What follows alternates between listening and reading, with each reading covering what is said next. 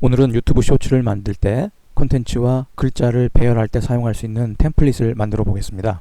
유튜브 쇼츠 작업을 편집기를 통해 완성을 한 후에 자막도 넣고 다 했는데 실제 업로드를 하고 나서 보면 쇼츠를 보는 전화기의 종류나 또는 태블릿의 종류, PC를 가지고 볼 때에 따라서 화면에 배치된 글자와 영상 또는 사진의 위치가 조금씩 다른 것을 알 수 있습니다. 그건 각종 기기들이 해상도가 조금씩 다르기 때문이죠. 기본적으로 쇼츠를 만들 때 1080 곱하기 1920의 기일다란 모양으로 만들게 됩니다. 대부분의 프로그램이 기본적으로 제공하는 사이즈죠. 그러나 대부분의 스마트폰은 실제로 정확하게 1080, 1920의 크기를 가지고 있지 않습니다. 즉 정확한 16대 9 크기의 디스플레이가 아니라는 거죠. 따라서 쇼츠를 만들고 나서 업로드를 한 후에 보면 전화기의 디스플레이 크기에 따라 지금 보시는 각종 단추들,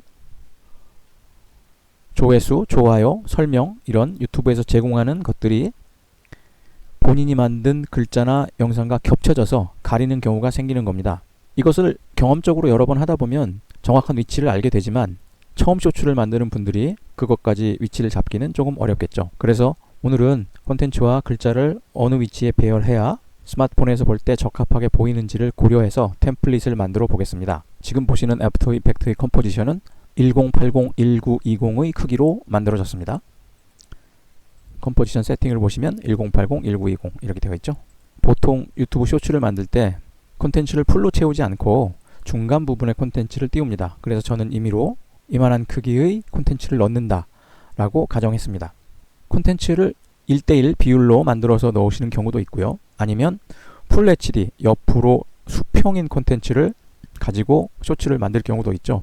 이 경우 좌우를 25%씩 잘라내면 내용이 너무 빈약하게 보이게 됩니다. 그래서 제 경우는 이 솔리드의 세팅을 보면 지금 1900, 950이라는 크기로 만들었습니다. 이 의미는 뭐냐? 좌우에 잘리는 부분을 좀 줄이고 위아래를 조금 더한 크기로 만든 것이죠. 그리고 이렇게 선택한 이유는 제가 여러 개의 쇼츠를 만들면서 보니까 실제 스마트폰에 내용이 잘 나오는, 즉 좌우가 심하게 잘리지 않아 원본의 내용을 최대한 전달할 수 있는 크기가 이만하다는 것을 알게 된 겁니다. 그 다음에 보실 것은 타이틀 세이프 그리고 액션 세이프입니다. 이건 애프터 이펙트에서 기본으로 제공하는데요. 그 뜻은 간단합니다. 타이틀 세이프는 글자를 넣었을 때 타이틀 세이프 영역 안에 들어가야 글자가 어떤 디스플레이에서든 정확하게 보인다라는 뜻이고요. 액션 세이프라는 것은 움직이는 영상의 부분도 액션 세이프 영역 안에 들어가야 정확하게 보인다는 뜻입니다. 이것이 왜 필요하냐면 옛날에는 브라운관이라는 디스플레이를 사용했죠.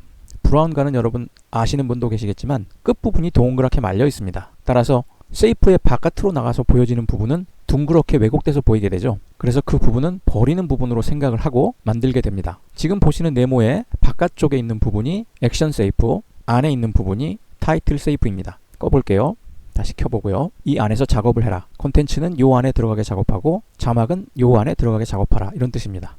그런데 요즘 디스플레이에 브라운관을 사용하는 경우는 거의 없기 때문에 이것을 켜지 않고 작업하는 경우가 많아요. 그러다 보니 영상을 기가 막히게 만들어 놓고 자막을 타이틀 세이프 밖에다가 넣는 경우가 있습니다. 물론 콘텐츠를 좀 더 많이 보여주기 위해서 그렇게 했다고 볼 수 있죠. 그러나 유튜브나 각종 플랫폼에 영상을 올릴 때는 다른 이야기가 됩니다. 왜냐하면 여러분이 영상을 올리고 나면 그 플랫폼 자체적으로 제공하는 각종 내용들, 좋아요 개수, 싫어요 개수, 설명 이런 것들이 자동으로 붙기 때문이죠. 내가 만들지 않아도요. 자, 무슨 얘기냐면 제가 이미지를 하나 켜볼게요. 지금 이것이 유튜브에 쇼츠로 올렸을 때 유튜브에서 자동으로 제공하는 부분들의 모습입니다. 흐릿한 것들 보이시죠? 여기 보면 몇 번 봤는지, 좋아요 몇 개인지, 싫어요 몇 개인지, 설명은 뭔지, 여기는 로고 들어가고 여기도 로고 들어가고 제목 들어가고 설명 들어가고, 이건 자기가 영상에 만든 게 아니죠. 유튜브에서 그냥 자동으로 넣는 겁니다.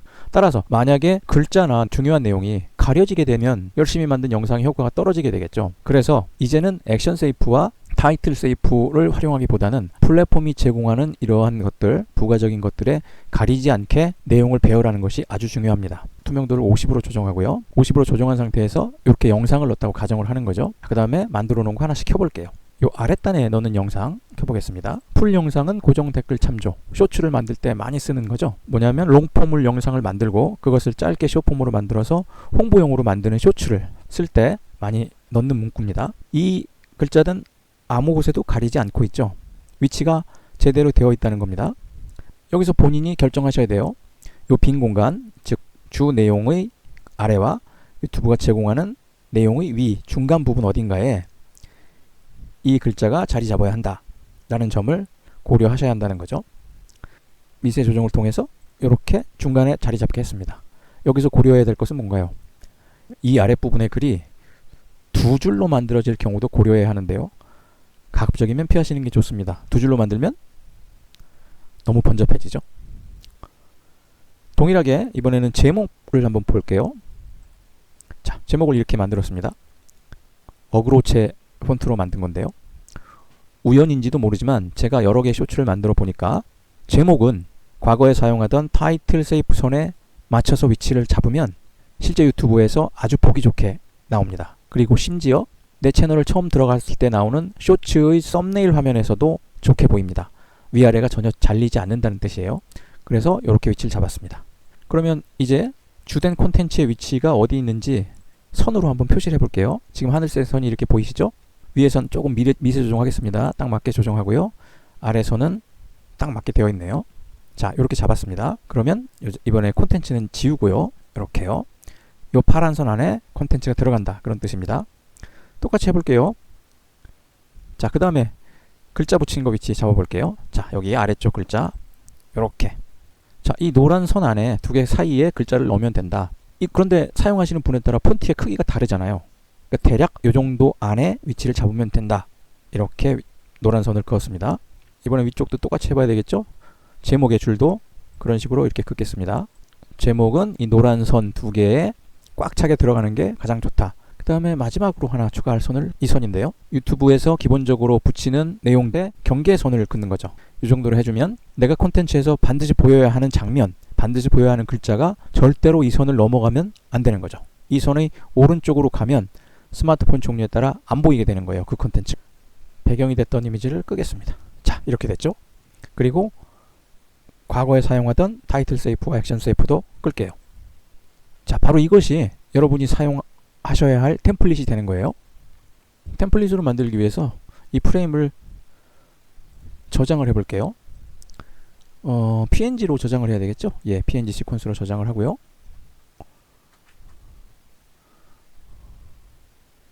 자, 이렇게 이미지가 만들어졌습니다. 이렇게 만든 템플릿을 어떻게 사용하는지 한번 보여드릴게요. 먼저 작업을 해놓은 거니까 이걸 다 끌게요. 끄고 템플릿을 불러오겠습니다. 불러와서 전체까지 이렇게 놓고요. 그리고 밑에 것을 켜볼게요. PNG니까 검은색 부분이 투명하게 그냥 적용되죠. 템플릿을 불러오신 후에 맨 처음에 콘텐츠를 어디에 배열하느냐. 콘텐츠를 파란색 선에 딱 맞게 배열한다. 만약에 이게 너무 크거나 작다 하면 이렇게 크기를 조정하셔서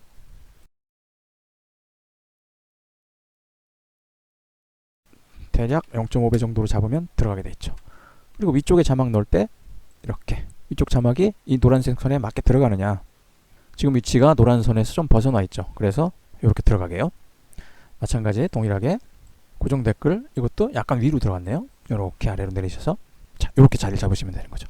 이쪽 선에 뭐가 들어가지 않게 하는 건데 위에 제목은 사실 이 선을 넘어가도 관계가 없어요. 왜냐하면 유튜브의 단추들은 요 정도까지, 요 아래서부터 요 정도까지만 나오니까 상관없는데요. 자, 이렇게 템플릿을 사용해서 작업을 하시면 정확한 위치를 잡는데 많은 도움이 되실 거예요.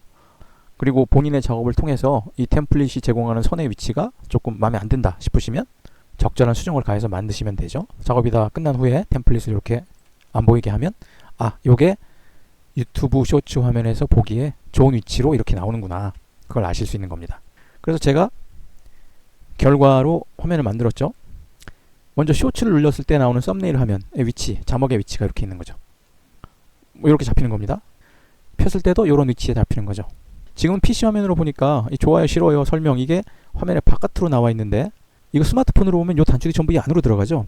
그래서 그 선이 중요한 겁니다. 수직선 위치가 이 정도로 잡히게 된다라는 걸 아시게 되는 거죠. 제 템플릿을 사용해서 작업을 해보시고 본인의 작업 환경에 안 맞으면 수정을 하시거나 아니면 다른 기준을 정하시거나 해서 쓰시면 될 것 같아요.